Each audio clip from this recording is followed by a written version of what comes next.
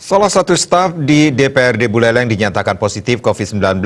DPRD Buleleng menjamin kondisi tersebut tidak mengganggu aktivitas dan kinerja Dewan selama beberapa hari ke depan.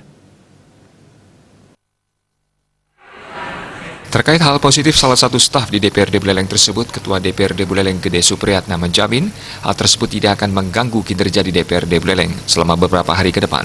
Yang bersangkutan kini sedang diisolasi untuk diberikan perawatan. Peningkatan sarana dan prasarana protokol COVID-19 sendiri sudah dilakukan oleh DPRD Buleleng. Terkait positifnya satu staf di Dewan dengan kode PDP 105 ini, Gede Supriyatna juga sudah meminta beberapa pegawai bekerja dari rumah untuk menghindari hal-hal yang tidak diinginkan. Gede Supriyatna juga menghimbau warga yang akan nantinya mengadu atau melaporkan suatu kegiatan agar memberikan pemberitahuan terlebih dahulu sebelum berkunjung ke Dewan Buleleng. Kita dengan Pak Sekwan untuk staf dalam kesehariannya melakukan pekerjaan itu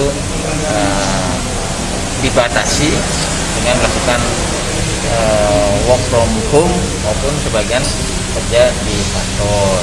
Nah, standar-standar ini akan kita lakukan terus sampai kita benar-benar merasa aman melakukan aktivitas di DPR. Dan ini tentu juga kami mohon maaf juga kepada masyarakat apabila ada kepentingan tertentu yang penting ke DPRD, harapkan memberitahukan terlebih dulu.